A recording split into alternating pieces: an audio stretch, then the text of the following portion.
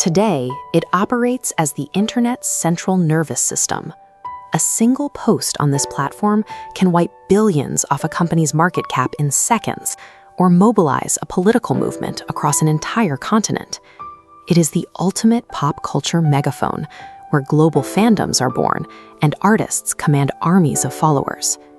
It became a tool so sharp, presidents have used it to bypass the press entirely and conduct foreign policy in 280 characters.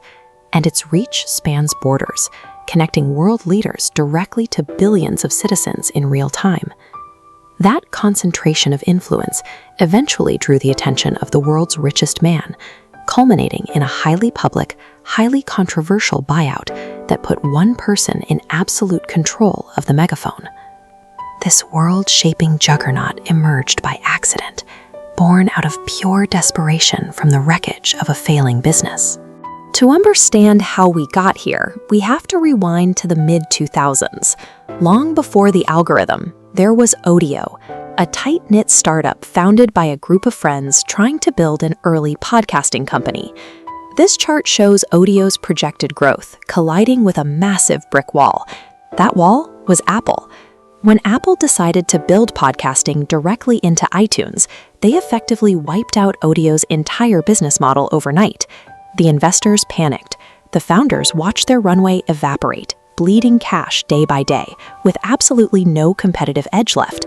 The stakes were suddenly fatal. The team had a matter of weeks to engineer a radical pivot, or the company would face total bankruptcy. Desperation forced the founders to split up. They broke into separate teams, holding emergency brainstorming sessions, hunting for literally any idea that could keep the lights on. That's when a relatively quiet engineer named Jack Dorsey pitched an obscure side project he'd been toying with. Dorsey proposed a simple status update system. Because smartphones weren't everywhere yet, it had to run entirely on standard SMS cell service. That technological constraint, the tight character limit of a basic text message, forced the updates to be short and immediate. Another co-founder, Noah Glass, aggressively championed this text-based concept. He pushed the team to focus on it and actually coined the name for the new project, Twitter. Twitter began as a hastily assembled lifeboat, a temporary measure patched together to salvage whatever remained of a dying audio company. As this quirky text platform started to gain traction, the stakes shifted. The pressure of steering a rapidly growing company began to fracture the tight bonds between the founders. Despite driving the early development and literally giving the product its name, Noah Glass became the first major casualty. He was quietly, ruthlessly pushed out of his own creation. This established a grim dynamic that would define the company for years. Survival at the top of Silicon Valley meant severing deep personal ties to consolidate control. The exit of Glass left a power vacuum that sparked intense friction between Jack Dorsey and another co-founder, Evan Williams, over the entire direction of the company. Dorsey took the first turn as CEO, but he struggled.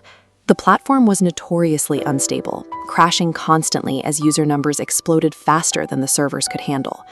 This chart illustrates the corporate structure at the time, and Williams saw an opening.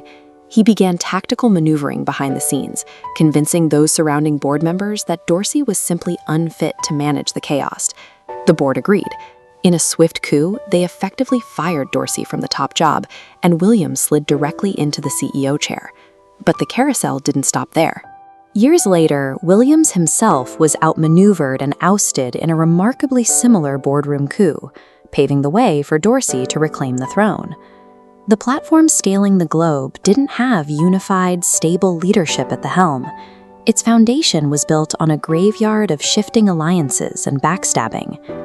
These years of internal warfare fractured the original founding team, baking a culture of instability into the company's very leadership structure. Decades of leadership churn and fractured internal ownership left the company without the unified, founder-led defenses common in its Silicon Valley peers. By 2022, this structural vulnerability left the door wide open for an aggressive external takeover by Elon Musk. We often want to credit massive technological leaps to the flawless foresight of a genius founder working from a master plan. Twitter's history proves the exact opposite. The most influential communication tool of the 21st century is the accidental byproduct of panic and ruthless corporate survival. Drop a comment below with your thoughts, hit subscribe, and share this video to make sure you see the next installment.